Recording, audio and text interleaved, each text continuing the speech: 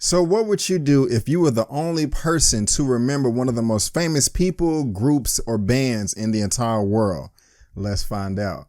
My name is Brandon Keith Avery, and this is just my opinion. Hey, what's going on, everyone? Thank you so much for tuning in to my opinion/review for yesterday. I really do appreciate it.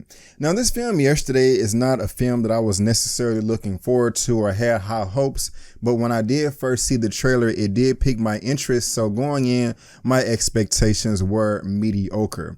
And this film is being directed by Mr. Danny Boyle. If you're not too familiar with his work, he directed 127 Hours, Steve Jobs, and Slumdog Millionaire, which won the Oscar for Best Picture a number of years ago. And actually, a little bit behind the scenes, he was also going to be directing Bond 25, but he put that on the back burner for this film right here. I think he had a lot of passion about it. But what is this film about? Yesterday? Well, Yesterday is a song, one of the most famous songs by the Beatles from decades and decades ago.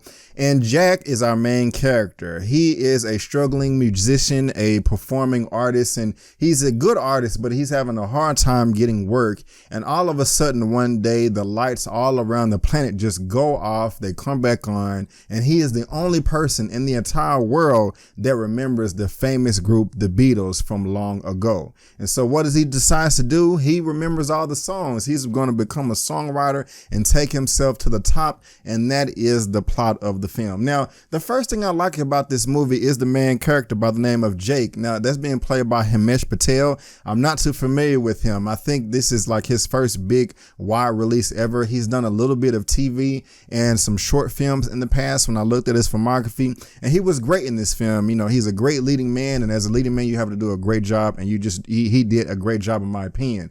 The thing that I liked about his character the most was just his personality. He was so nonchalant throughout the whole movie, and the most part, he was very, very humble. I love a humble person.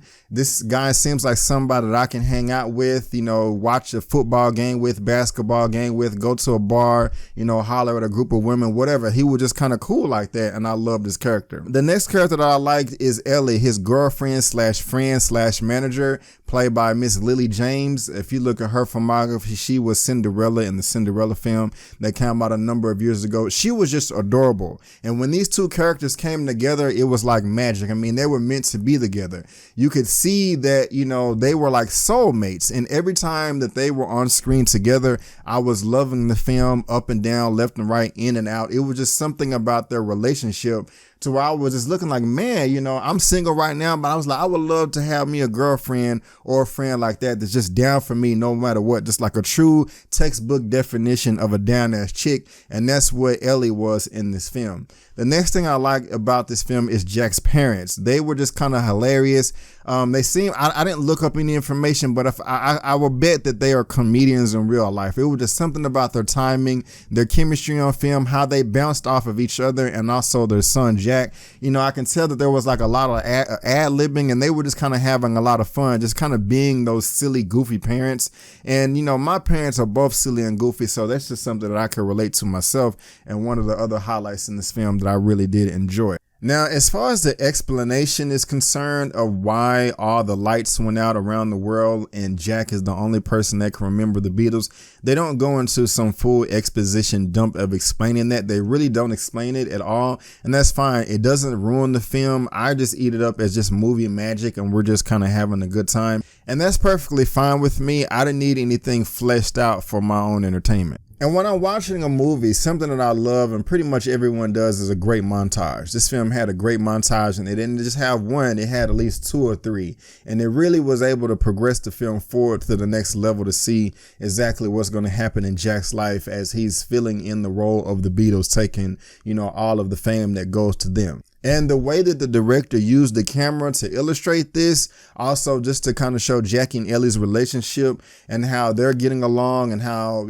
they're perceiving the world and everyone's perceiving them, something I really noticed, and it did stand out. Also, if you are a big Beatles fan, I am not. I don't have anything against the Beatles, but I just didn't grow up listening to the Beatles. But of course, I know who they are. But if you are a big fan, of the Beatles, I would imagine you will love this film, because not only do you get to hear the Beatles songs that you grew up knowing and love, you get it from a different perspective, not from the Beatles, but from Jack. And, you know, everyone likes the same thing over and over again if you love it, but just having a different flavor every once in a while can be a good thing. And I think that you will get that here in this film. Now, I just went over the good things that I like. I also have to talk about some of the bad things that just did not rub me the right way.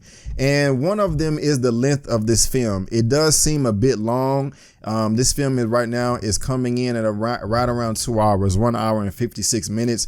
And kind of in the second to third act, I started to feel the length. Things did get a bit repetitive. A while ago, while I said I did love the multiple montages of 2 and 3 initially, at one point I was saying to myself, okay, this may be a little overkill because you're hurting the flow of the film. Even though this section right here may seem very nice, you know, if it's not necessary, go ahead and cut that out.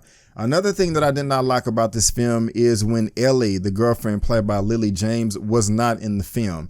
I mean, she's in the film 75-80% of the time, but there is a point to where she's not in the film that much. And that is where it did get a little down for me and, you know, a little bored. I was restless, kind of going back and forth in my seats like, okay, let's bring her back. Or at first I really didn't realize why I wasn't liking the film at this particular point that much. But when she popped back on, when she came back into the fall, I don't know, I started smiling ear to ear. So I don't know if it was just something about her character or the pacing and directing when she was not on screen. But when she was on screen, the film was great. When she wasn't, I was ready to go. And one of the last things that I did not like about this movie was the role of Kate McKinnon. I mean, she was funny in the film, but I just really don't think the comedy matched with the entire flow of this film. I mean, it is being advertised as a comedy fantasy musical or just music.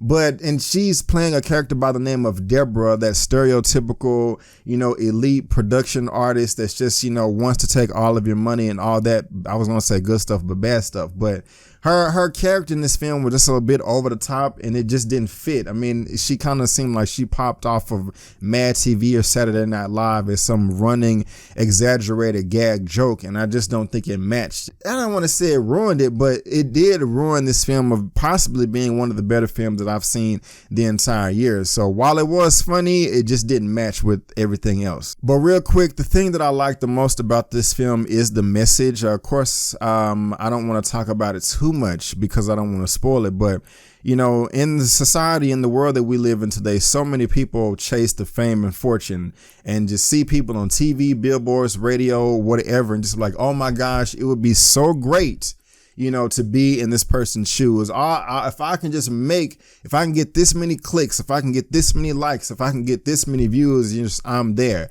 And without shoehorning it, they did a very great job of just telling you that, hey, that's not necessary, man. All you need to do is just, you know, live your own life, work hard, find somebody that you want to share your life with and just live in peace. And that can be just as fulfilling. But guys, other than a few nitpicks that I mentioned, I really did love this film. It's great if you love the Beatles, if you're a fan of the Beatles, if you're a fan of any of these actors or actresses, I think you'll have a great time. It's not perfect, but I still loved it. If I had to rate Yesterday out of a 1 out of 10, I would give it an 8 out of 10. Yes, an 8 out of 10. But guys, that is just my opinion. What did you think about Yesterday? What did you think about my review? Please let me know down in the comment section below. Let's get this conversation going and keep it flowing. If you like this video, go ahead and give me the thumbs up. And also, please consider subscribing and help me reach 10,000 subscribers. Also, look me up on social media. But guys, I just want to thank you again for tuning in to my opinion/review for Yesterday. And before you go, don't forget that my name is Brandon Keith Avery, and that's just my opinion. Peace.